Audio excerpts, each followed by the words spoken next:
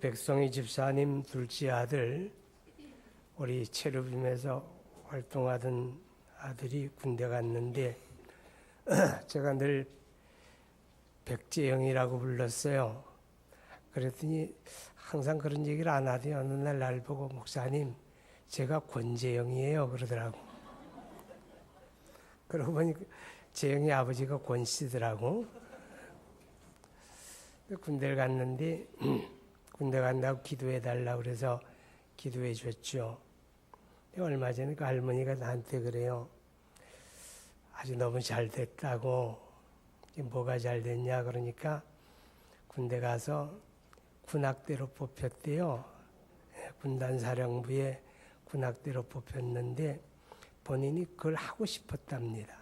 하고 싶었는데 원래 이제 군악대는 가기 전에 시험을 보고 뭐 그냥 오디션 봐서 들어갔는데 그거 안 하고 그냥 일반병으로 훈련소에 들어갔는데 훈련소 마치고 이제 자대 가니까 바로 이제 사령부에서 군악대로 뽑혀서 앞으로 이제 군악대원으로 이제 자기 하고 싶은 일을 하게 됐다고 그렇게 얘기를 해요. 하나님의 교회를 통해서 좋은 일꾼이 자라나는 거죠. 또 군대 가서도 하던 일을 잘해가지고 나오면 또 얼마나 더 발전된 모습으로 주님 앞에 쓰임을 받을까 이제 그런 생각을 하게 되고 감사했습니다. 이번 여름 사역이 이제 시작이 됩니다. 그래서 유년부가 어저께 아이들 데리고 물놀이 잘 다녀왔고 이번 토요일 주일에 또 유아부 성경학교 시작을 하게 되고 유치부는 봄, 가을로 한답니다. 그래서 이번 여름엔 안 하고 화우링 생겨요. 그 다음에 이제 초등부 성경학교, 중고등부, 청년 그리고 8월 15일에 전교인 1일 수련회가 열립니다. 전교인 1일 수련회는 코바코 연수원이라고 연수원 이름이 코바코예요. 코바코 많이 먹으라는 건지. KBS 한국방송공사 거기 연수원이거든요. 양평 쪽에 있는데 여기 그 팔당대교를 건너가지 말고 바로 직진을 해서 퇴촌 쪽으로 해서 가면 1시간 거리 위치해 있는데 환경이 아주 좋아요. 여러분들이 아마 가족들 데리고 가시면 좋겠어요. 어린이들 위해서 그 물놀이 하는 시설도 아주 잘 돼 있습니다. 다 유료인데 물놀이 하는 시설도 그런데 이제 교회에서 다 아마 제공을 하기로 그렇게 한 것 같아요. 8월 15일 시간 비워두시고 함께 어울릴 수 있으면 좋겠습니다. 이 여름 사역 왜 하느냐? 무더운 철에 왜 여름 사역하느냐? 그렇게 물으신다면 저희의 대답은 한 가지입니다. 일꾼을 키우는 일입니다. 아멘? 일꾼을 키우는 일이에요. 여름 사역이 일꾼을 키우는 거예요. 그래서 해야 돼요. 그래서 우리가 기도하며 감당하자고 하는 거잖아요. 그렇죠? 일꾼을 키우는 일이니까 우리가 일꾼을 키울 때 열심히 키워놔야 앞으로 한국교회 미래를 우리가 가꾸잖아요. 그렇죠? 일꾼 키울 때 우리가 노력하지 않으면 거둘 때 아무것도 거두지 못합니다. 여러분 예수님의 사역 가운데 가장 중요한 게 뭐예요? 예수님의 공생애 가운데 가장 중요한 사역은 하나밖에 없었어요. 바로 일꾼 키우는 겁니다. 12명 제자 뽑아가지고 그들에게 올인하셨잖아요. 그들 가르치고 그들을 훈련하고 일꾼 키워놓은 겁니다. 그리고 그들을 통해서 그리스도인 세계 복음화를 꿈꾸시게 되잖아요. 그렇죠? 그러니까 오늘 하나님의 교회도 일꾼 키우는 일이 얼마나 소중한지 모릅니다. 여러분 한국교회가 지금 여러 가지 뭐로 위기라고 하는데 그 실제 맞는 말이에요. 한국교회 지금 80% 이상이요. 어린이 예배가 없어요. 10교회 가운데 8교회는 어린이 예배가 없는 교회라고. 학생 예배도 없고 청년 예배도 없고. 왜요? 자원이 없으니까. 그만큼 지금 한국교회가 미래를 내다보게 되면 어쩌면 참 마음이 답답해져요. 자, 그럴수록 중요한 게 뭐냐? 일꾼 키우는 거예요. 아멘? 일꾼, 우리 그 전에 왜 산화 제한하고 가족 계획하고 그럴 때 그 표 가운데 그런 거 있어요. 잘 키운 딸 하나, 10아들 안 부럽다. 알고 계시네. 근데 잘 키운 일꾼 하나가 앞으로 한국교회를 책임지게 됩니다. 한국교회 미래를 열어가게 되는 거예요. 그러니까 정말 일꾼 하나만 제대로 키워놓으면 한국교회 미래는 하나님이 뒤집어 버릴 수가 있는 거예요. 그렇잖아요. 그죠? 일꾼 키우는 게 아주 중요하다 하는 것입니다. 이 전반기를 마치면서 6월까지 이제 제가 매년 이제 통계를 내서 결산 보고를 받아요. 그래서 각 이제 어린이 부서 청년까지 다 또 교구별로 다 이제 결산 보고를 받는데 이 결산 보고를 받아 보니까 그렇게 눈에 띄게 참 이 부서가 많이 발전했다. 이 교구가 전반기에 많이 컸다. 그런 부서가 안 보여요. 그저 조금 발전했다 그래야 그저 겨우 몇 명 정도 더 늘어난 정도지. 또 되레 뒷걸음질한 부서도 있어요. 되레 뒷걸음질한 부서도 보여지더라고요. 그만큼 현실적인 상황이 그렇게 좋게 보여지질 않고 있다고 하는 겁니다. 자, 그럴수록 우리가 해야 할 일은 이제 일꾼을 키우고 사람을 잘 키워야 돼요. 여러분 투자할 때 요새 대한민국의 주식시장도 이제 바닥치게 되고 돈을 가져도 투자할 데가 없다 그런 얘기예요. 그런데 저는 그런 얘기하고 싶어요. 사람에게 투자하십시오. 사람을 키우는 것보다 중요한 게 없어요. 제가 이제 가끔 저녁에 산책을 좀 해봐요. 저녁 먹고 이제 운동 삼아 이제 산책을 좀 이래 하다 보면 지금은 강아지를 엄청 많이 키우대요. 강아지 한 마리 정도는 애교로 보는데 어떤 집은 3마리씩 끌고 다녀요. 3마리씩 끌고 다니니까 걔가 조그만 게 요만한 게 이빨을 드러내가 그래요. 저보고. 그래서 내가 무서워. 그러면서 그래 됐지? 그래요. 나보고 건보가 그러니까 내가 무서워 됐지 그러는 거예요.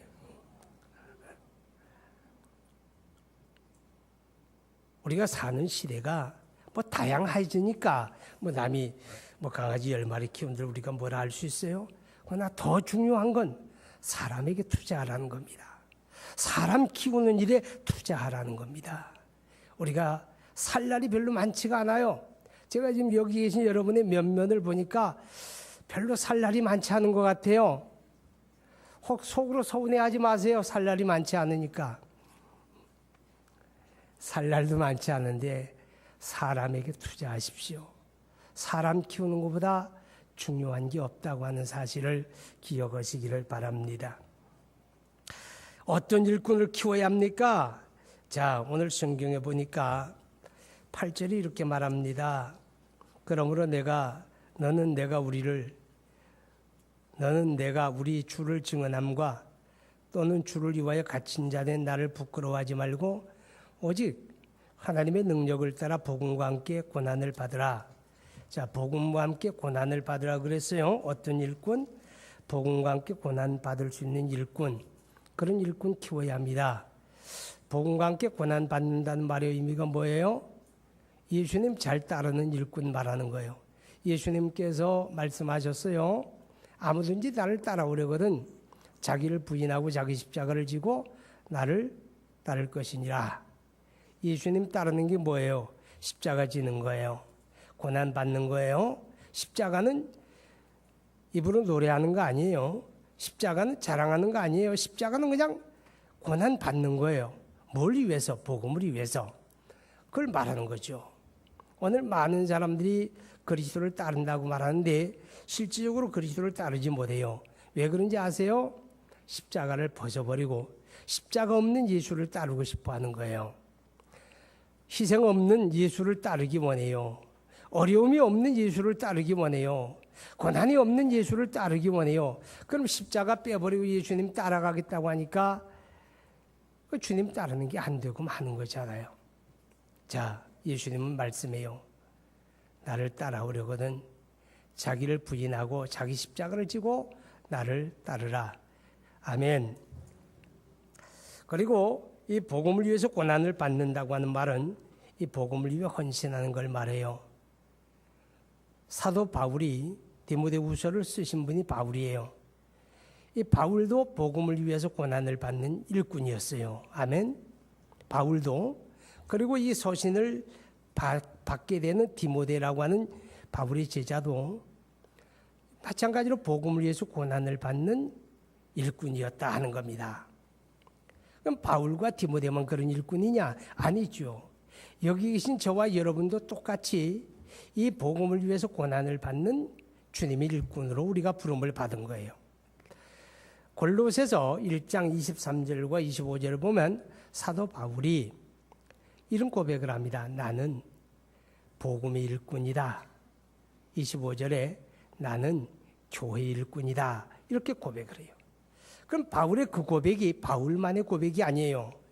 자, 그리스도를 따르는 모든 그리스도인들이 바울 같은 고백을 하게 되는 거예요. 우리 한번 그렇게 고백해 볼까요? 나는 복음의 일꾼입니다. 나는 교회의 일꾼입니다. 그거예요. 우리가 그런 일꾼으로 주님 앞에 부름을 받았으니 우리가 이 복음을 위하여 고난을 받는 그런 자세를 가지는 게 마땅하잖아요. 우리가 복음을 위해 고난을 받는다는 게 뭐예요? 복음을 증거하기 때문에 고난을 받게 되는 거죠. 내가 예수 믿고 내가 믿은 것을 나 혼자 감사하고 내 속으로만 감사하고 아무에게도 표현하지 아니하고 아무에게도 말하지 아니하고 조용히 숨어서 신앙생활 하는데 그런 사람에게 고난이 있을 수가 있어요? 고난 없어요. 그런데 내가 믿는 예수를 자꾸 사람들에게 자랑하게 되고 내가 믿어보니 좋으니 당신도 믿으세요. 당신도 예수 믿고 구원 받으세요. 이렇게 자꾸 말하니까 그런 사람에게 고난이 오는 거예요. 우리가 이웃을 전도하고 우리가 또 세계 복음을 전하는 일을 위해서 우리가 헌신한다는 건 거기에 물질도 들어가고 기도도 들어가고 우리의 노력이 들어가고 이 모든 걸 가르쳐서 고난을 받는다고 말하는 거예요. 어떤 일꾼이 필요합니까? 바로 복음을 위해서 고난을 받는 그런 일꾼을 우리는 세워가고 그런 일꾼을 키워가야 하는 거예요. 우리 자신도 또한 그런 일꾼으로 우리가 세워져 가야 한다 하는 것입니다. 자, 그 다음에 또 어떤 일꾼이 필요합니까? 5절을 한번 보십니다.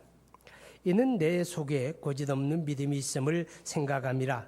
이 믿음은 먼저 내 외조모 로이스와 내 어머니 유니게 속에 있더니 내 속에도 있는 줄을 확신하노라. 자, 로이스와 유니게 속에도 있었는데 내 속에 있구나. 내 속에 이런 믿음이 있구나. 디모데 속에 있는 믿음, 거짓없는 믿음이에요. 자, 우리가 키워가고 가꾸어 가야 할 일꾼, 우리가 또 그런 일꾼이 되기를 원해야 하는데 어떤 일꾼이냐? 거짓없는 믿음의 일꾼. 할렐루야. 거짓없는 믿음의 사람, 거짓이 없는 믿음의 사람, 믿음의 일꾼, 그게 중요합니다. 오늘 저와 여러분은요, 돈보다 중요하고 정말 무엇보다 가장 중요한 게 뭐냐? 믿음이에요. 믿음. 아멘. 우리가 믿는 자 아닙니까? 그죠? 여러분 믿는 자죠?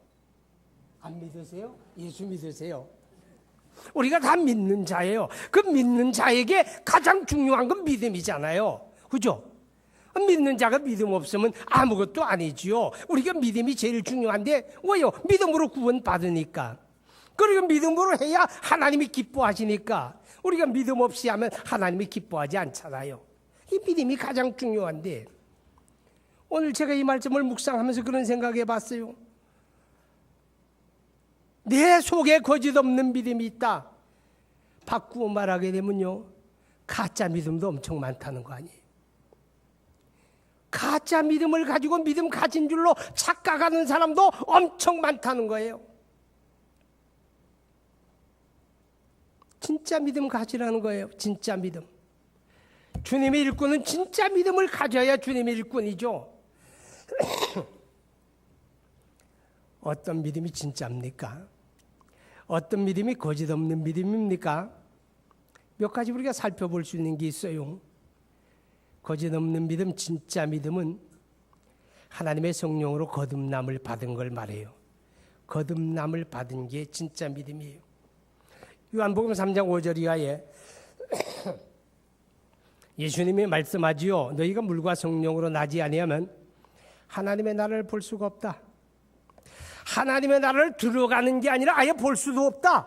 하나님의 성령으로 거듭나지 아니하면, 영으로 난 건 영이요 육으로 난 건 육이다. 거듭나지 아니하면 하나님의 나라를 볼 수도 없다. 거듭나야 돼요. 할렐루야. 거듭나야 합니다. 자, 그런데 마태복음 13장에 보게 되면 예수님께서 밭에 씨를 뿌리는 비유를 말씀해 주셨는데, 씨 뿌리는 사람이 나가서 씨를 뿌릴 때에 씨가 길바닥에도 떨어지고 돌밭에도 떨어지고 가시덩굴이 무성한 잡초밭에도 떨어지고 옥토에도 떨어지는데, 자세하게 들여다보게 되면 그 네 가지 밭 가운데 씨가 떨어져 가지고 자라서 열매를 맺는 밭은 하나밖에 없어요. 하나밖에. 옥토예요. 옥토에 심겨진 씨는 싹이 나고 자라서 30배 혹은 60배, 100배의 열매를 맺느니라. 길바닥에 떨어진 씨는 열매 맺지 못해요. 돌밭에 떨어진 씨는 열매 맺지 못해요. 가시덩굴이 무성한 잡초밭에 떨어진 씨도 열매 맺지 못해요. 잠깐 동안 싹이 나고 자랄 수 있어요. 잠깐 동안 자라다가 시들어요. 열매는 못 맺어요. 이 길바닥, 이 돌밭, 이 가시덩굴이 무성한 잡초밭, 뭘 말합니까? 거듭나지 않은 신앙을 말하는 거예요. 여러분, 거듭나지 않은 신앙, 일시적인 믿음이에요. 결코 구원의 열매를 맺어가지 못합니다. 오직 하나님의 성령으로 거듭난 심령, 하나님의 성령으로 거듭난 믿음만이 구원의 은혜를 누린다고 하는 사실을 우리에게 깨닫게 합니다. 진짜 믿음, 거짓 없는 믿음, 하나님의 성령으로 거듭난 믿음을 말합니다. 할렐루야. 그 다음에 진짜 믿음, 거짓 없는 믿음이라고 하는 말은 행하는 믿음을 말해요. 행동하는 믿음, 믿는 대로 살아가자, 그 말입니다. 마태복음 23장에 보게 되면 예수님께서 유대 바리새인들을 책망하는 말씀이 한 장 내내 나와요. 예수님께서 유대 바리새인을 아주 강하게 책망합니다. 그 바리새인들이 누구예요? 가장 경건하다고 생각하는 사람, 스스로만 그렇게 생각하는 게 아니라 당시 유대인들이 보편적으로 바리새인, 그러게 되면 아주 경건한 사람, 예수 잘 믿는 사람, 예수 믿는 사람 아니지, 믿음이 좋은 사람, 경건한 사람, 하나님 말씀대로 살려고 노력하는 사람, 그렇게 생각했어요. 그런데 예수님만 인정을 안 해요. 왜 인정하지 않는가 하면 예수님이 이렇게 말씀을 해요. 1절에 보게 되면 이 사람들이 말만 하고 행동하지 않는다. 자기들은 다른 사람들에게 율법을 다 가르쳐 주면서 자기들은 새끼손가락 하나도 까딱하지 않는다. 말은 하는데 실천은 안 하는 사람이다. 그래서 그들의 믿음은 가짜다, 그렇게 말해요. 여러분, 진짜 믿음, 하나님의 성령으로 거듭난 사람은 하나님의 말씀을 듣고 은혜 받는 것뿐만 아니라 그 말씀을 생활 속에 실천하는 줄 믿으시기 바랍니다. 야고보서 2장 26절에 보게 되면 이렇게 말씀을 합니다. 영혼 없는 몸이 죽은 것처럼 행함이 없는 믿음은 죽은 것이다. 이해가 갑니까? 영혼 없는 몸은 죽은 거예요. 행함이 없는 믿음은 죽은 거예요. 진짜 아니요, 가짜다, 그 말이죠. 마태복음 7장 21절에 예수님께서 이렇게 말씀을 합니다. 나더러 입으로 주여 주여 하는 자마다 천국에 다 들어갈 것이 아니요 다만 내 아버지의 뜻대로 행하는 자라야 들어가리라. 이 말씀의 의미가 뭐예요? 내가 행하는 행동 가지고 천국 간다, 그 말 아니에요. 그 말 아니에요. 천국은 믿음으로 가요. 구원은 믿음으로 받는데 진짜 믿음이 어떤 거냐, 그걸 얘기하는 거예요. 진짜 믿음으로 천국 가는 거예요. 진짜 믿음 가져야 구원받는데 그 믿음이 진짜가 뭐냐? 행동하는 거다.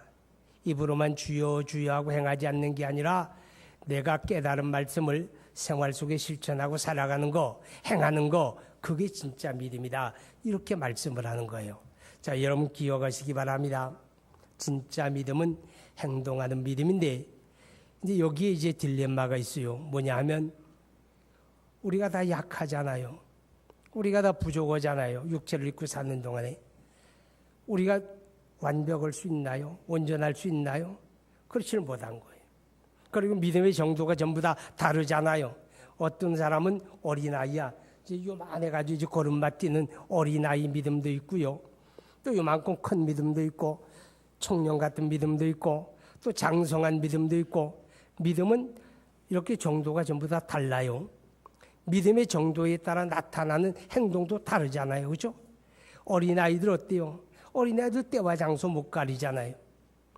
믿음이 어릴 때는 행함이라고 하는 게 믿는지 안 믿는지 행동의 차이가 안 나는 시기가 어린아이 같은 믿음이에요. 그렇죠? 어린아이 같은 믿음에는 믿는 것과 안 믿는 것의 행동의 차이가 안 보여. 그럼 우리가 온전하지 못하단 말이에요.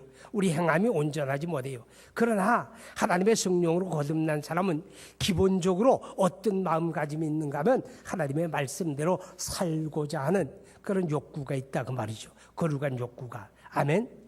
하나님의 말씀을 그대로 믿음으로 붙잡고 살고자 하는 거룩한 욕구가 우리 안에 있는 거예요. 그래서 그런 사람들은 완벽하지 않을지라도 실패할지라도 또 도전하고 또 도전하고 실패하면 하나님 앞에 자복하고 회개하고 또 다시 그걸 감당하려고 노력하는 거예요. 이 거룩한 욕구가 우리 안에 있는 사람, 그런 사람이 바로 하나님의 성령으로 거듭남을 받은 사람이고, 그런 사람은 믿음이 자라가면서 반드시 그 말씀을 실천하고 생활 속에 옮겨가며 살아가게 될 줄로 믿으시기 바랍니다. 자, 그 다음에 거짓 없는 믿음이라고 하는 내용의 의미가 뭐냐. 참 믿음은 3절에 보게 되면 내가 밤낮 간구하는 가운데 쉬지 않고 너를 생각하여 청결한 양심으로 조상적부터 섬겨오는 하나님께 감사하고, 그렇게 말씀을 합니다. 자, 진짜 믿음, 거짓 없는 믿음이 뭐예요?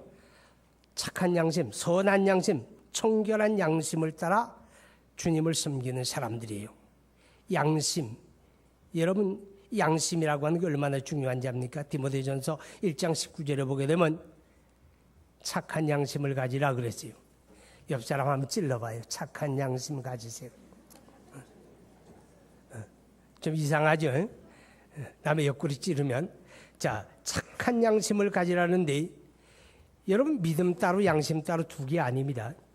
믿음과 양심은 같은 거예요. 왜 그런지 아세요? 내가 예수 믿고 구원받았다는 말은 양심이 회복되었다. 선한 양심이 회복되었다. 그런 뜻입니다. 베드로전서 2장 21절에 보면 3장 21절에 보면 맞아요. 3장 21절에 보면 지금 여러분의 개정판 성경 말고 이전에 읽었던 개역 성경에는 뭐라고 써 있는가 하면 세례는 곧 육체의 더러움을 씻어버리는 것이 아니요 선한 양심이 하나님을 향하여 찾아가는 것이니라, 이렇게 써 있어요. 선한 양심이 하나님을 향하여 찾아가는 것이니라. 예수 믿고 구원받았다는 말의 의미인데, 예수 믿고 구원받았다는 말은 선한 양심이 회복된다 그런 뜻이에요. 선한 양심의 회복이 예수 믿고 구원받은 사람이에요. 자, 이 말의 의미를 설명을 드리면 이렇습니다. 하나님의 사람을 지으시고 사람에게는 양심이라고 하는 걸 두었어요.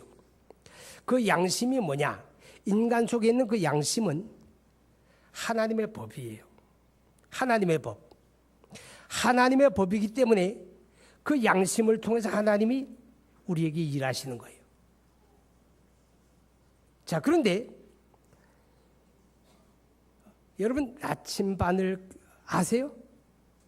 그 나침반은 이 바늘이 아침엔 동쪽에 있다가 저녁 때 되면 서쪽으로 가잖아요. 그죠? 아니에요? 아시는구나. 나침반은 항상 바늘이 어디를 가리킵니까? 북쪽을 가리키는 거예요. 북쪽을 딱 가리키고 있는 거예요.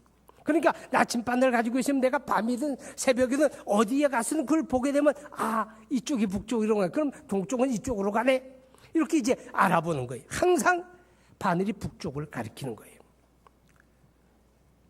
하나님이 사람을 지으셨을 때 그 양심이 누구에게 초점이 맞추어져 있느냐? 양심이 하나님에게 딱 초점이 맞추어져 있는 거예요. 그러니까 인간의 양심이 도덕적 기준이 되고 선악의 기준이 되고 항상 하나님에게 인간의 양심이 영향을 받은 거예요. 타락하기 전에. 그게 하나님의 법이에요. 그런데 인간이 범죄하고 타락하면서 양심마저 타락한 거예요. 양심마저 타락했다는 말은 나침반이 고장난 거하고 같아요. 바늘이 동쪽 서쪽 마음대로 가리키는 거예요. 그럼 안 되잖아요. 그죠? 인간의 양심이 고장이 나고 나니까 양심의 기준이 하나님에게 딱 맞추어져 있던 양심이 자기에게 맞추어지는 거예요. 자기에게. 유턴해서 자기에게 딱 양심이 맞추어지는 거예요. 이 모든 사람의 양심의 기준이 자기 자신이에요. 자기 자신이 되니까 이기적이고 인간의 양심이라고 하는 게 기준이 없어져 버리고 말죠. 사람에 따라, 문화에 따라, 형편에 따라, 상황에 따라 양심의 기준이 왔다 갔다 하는 거예요. 그러니까 인간의 양심이 하나님의 법이 될 수가 없는 거죠. 이 같은 인간의 양심, 고장난 양심, 그 고장난 양심, 그 양심이 회복되는 날이 있어요. 언제? 그리스도 예수를 믿고 하나님의 성령으로 거듭나는 순간에 나를 기준으로 하던 인간의 양심이 다시 하나님에게 기준을 두게 됩니다. 하나님에게 초점을 맞추게 된다, 그런 뜻이에요. 할렐루야. 그때부터 인간의 양심은 하나님의 영향을 받는 거예요. 하나님의 영향을 받으니까 그 양심은 선한 양심, 청결한 양심, 착한 양심이 되어진다, 그런 뜻입니다. 어저께 지난 주간이죠. 지난 주간에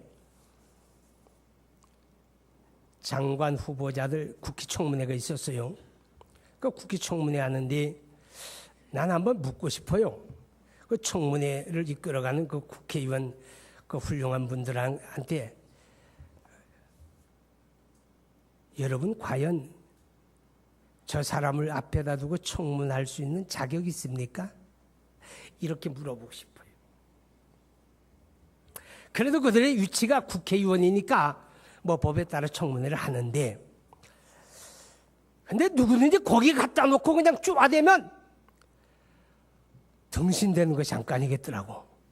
그 웬만큼 똑똑하고 담력 있는 사람이라고 해도 한쪽 귀퉁이에 딱 앉혀놓고 국회의원들이 딱 둘러서고 막 소리 지르고 막 손가락 삿대질하고 막 감정 질러대고 하면, 아, 바보 금방 되겠대, 바보가.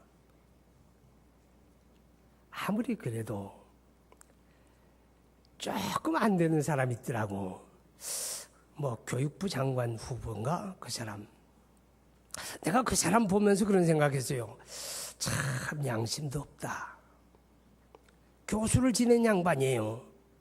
아니 어떤 교수가 자기 제자들 논문 그냥 갖다 카피해서 쓰고, 카피하는 정도가 아니라 제자들 논문에다가 자기 이름 써가지고 또 제출하고, 남이 다 써놓은 논문에다 자기 이름 썩 써놔가지고 공동 저자하고, 이런 비양심적인 행동을 천연덕스럽게 하고서, 그리고 앞에 나와서도 그건 제가 잘못했습니다. 정말 잘못했. 이렇게 얘기하는 게 아니라 관행인데요, 또 그러더라고. 자, 인간의 양심이 고장이 나고 나면 그런 행동을 하게 되는 거예요. 그런데 이제 예수 믿고 구원받은 사람은 양심의 회복이 되었어요. 그러니까 양심하고 믿음하고 두 개가 아니라 하나입니다. 아멘. 양심과 믿음은 하나예요. 자, 이게 정말 그런가 하여 우리 성경을 한번 상고해 봅시다. 디모데전서 1장 19절. 디모데전서 1장 19절.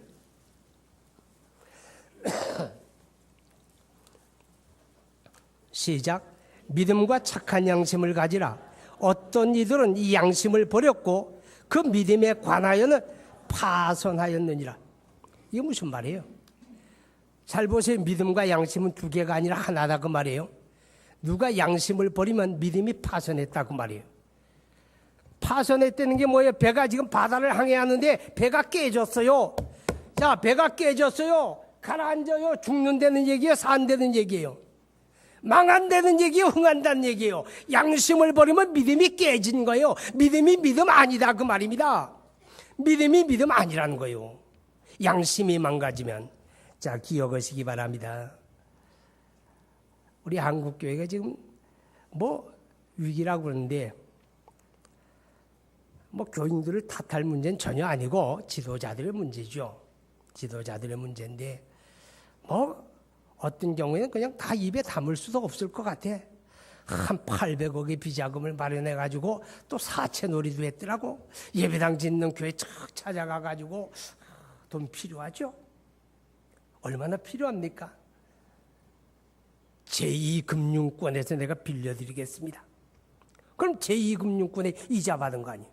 자기 돈 비자금 가지고 딱 돈놀이 하면서 사채놀이까지 했더라고. 글쎄, 나는 누구를 판단할 입장에 있는 사람은 아닌데 이쯤 되어지게 되면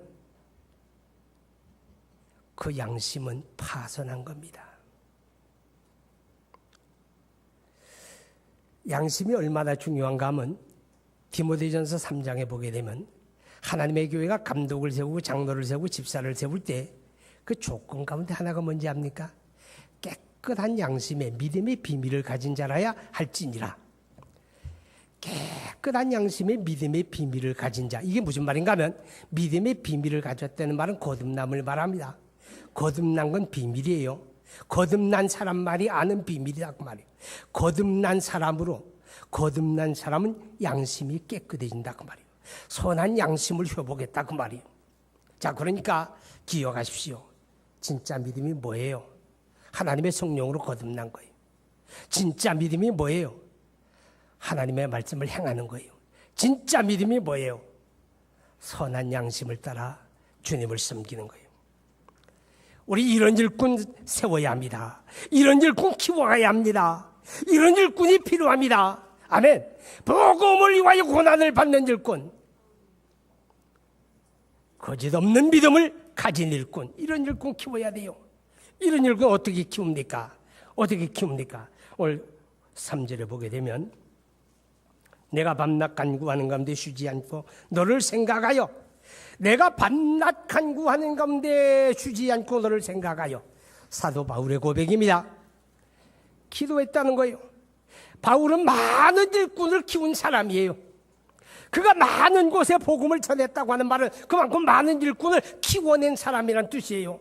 그런데 그 많은 일꾼 가운데 디모데는 으뜸이 되는 일꾼이에요. 그런데 그 디모데라고 하는 일꾼을 키워낼 수 있었던 이유가 뭐냐? 바울이 밤낮 쉬지 아니하고 기도했기 때문이에요. 아멘. 기도를 통하여 키워진 일꾼이다, 그런 뜻입니다. 자, 여러분, 기도는요 일꾼을 키웁니다. 복음을 위하여 헌신하는 일꾼을 키워내는 게 기도고요, 거짓 없는 믿음을 갖게 하는 일꾼을 키워내는 게 바로 기도라고 하는 사실을 우리가 기억해야 합니다. 여러분, 기도는 반드시 선한 결과를 가져옵니다. 아멘. 기도는 반드시 선한 결과를 가져옵니다. 반대로 말하면 기도하지 아니하면 선한 결과를 얻을 수가 없다 그 말입니다. 오늘 여러분의 삶의 현장에 참으로 고통스러운 일, 낱마처럼 얽힌 일, 어떻게 해야 할지 정신을 차릴 수 없는 그 현실이라고 할지라도 기억하세요. 인간적으로 낙심하지 말고 전능하신 하나님 앞에 기도의 시간을 가지세요. 그 하나님을 바라보고 기도하세요. 기도의 결과는 반드시 선한 결과를 가져옵니다. 아멘. 기도해야 합니다. 자, 지금은 기도가 필요합니다. 한국 교회가 위기를 맞이하고 있는데 그걸 헤쳐나가는 능력이 뭐냐? 인간의 방법과 수단에 있지 아니하고 하나님의 긍휼과 은혜에 있으니까 우리가 하나님 앞에 한국 교회 회복을 위해 기도해야 합니다. 아멘. 또 미래의 일꾼들이 키워지는 문제를 위해서 우리가 기도해야 합니다. 그리고 이제 여름 사역이 시작이 되어지는데 이 여름 사역을 위해 우리가 기도해야 합니다. 많은 돈이 들어가고 많은 사람들이 헌신을 하고 많이 수고를 했는데 아무 열매가 없다면 얼마나 허망합니까? 그러니까 열매가 맺어지는 여름 사역 되기를 위해서, 그리고 어린아이 청소년들이 모이고 떠지고 길도 건너고 산으로 들러나가고 물놀이 가고 또 차를 타고 먼 거리를 오고 가고 위험 요소가 어디나 다 있는 거예요. 안전해야 합니다. 하나님이 지켜주셔야 안전이 보장되잖아요. 그리고 세 번째는 교사들과 모든 헌신자들이 마지못해서 인상 팍팍 써가면서 왜 하필 나야? 그러면서 봉사한다면 아무 의미가 없어요. 그죠? 즐거운 마음으로, 감사하는 마음으로. 살 날도 많지 않은데 나 같은 게 쓰임을 받다니 가기 전에 쓰여져서 얼마나 감사해. 자원해서 즐거운 마음으로 봉사하자. 이것을 위해서 우리가 기도해야 합니다. 하나님 앞에 기도해야 돼요. 여러분, 사역이라고 하는 게 어느 부서의 일이 아니고 하나님의 교회 전체의 일이고 일꾼을 키우는 일인데 우리가 기도하지 아니하고 감당할 수가 없습니다. 그리고 어린이 청소년 청년들이 지금 마귀의 사슬에 묶여 있는 거예요. 매여 있는 거예요. 그들의 귀가 가려서 지금 복음을 들으려고 하네요. 허탄한 세상의 이야기 다 빼앗기지. 그들의 불신의 결박에 묶여 있어요. 그들의 세속주의 결박에 꽁꽁 묶여 있어요. 이 결박을 끊어내야 돼요. 이 결박을 끊어내야 됩니다. 기도밖에 없어요. 하나님의 교회가 일치단결하게 하나님 앞에 기도하는 이 기도를 통해서 사단의 결박을 끊어내야 그들이 복음을 듣게 되고 돌아오게 되는 거예요. 할렐루야. 누가 기도해야 합니까? 누가 기도해야 합니까? 장로님들만 하면 됩니까? 여기 계신 우리 모두가 기도해야 합니다. 할렐루야. 그래서 하나님의 역사를 감당하고 우리가 일꾼으로 세워지고 미래 한국교회를 이끌어갈 일꾼을 키워내는 그런 우리 화평교회 됩시다. 할렐루야. 기도합니다. 우리 함께 기도합니다. 금년 여름 사역을 위해 기도합시다. 열매 맺게 해주십시오. 안전하게 감당하게 해주십시오. 즐겁게 봉사하게 해주십시오. 일꾼을 키우는 여름 사역 되게 해주십시오. 함께 기도합니다. 할렐루야. 거룩하신 아버지 하나님, 우리 하나님의 은혜와 사랑을 진심으로 감사합니다. 오늘 복된 주님의 날, 하나님께서 허락한 거룩한 말씀을 우리가 살펴 깨닫게 듣게 하심을 감사합니다.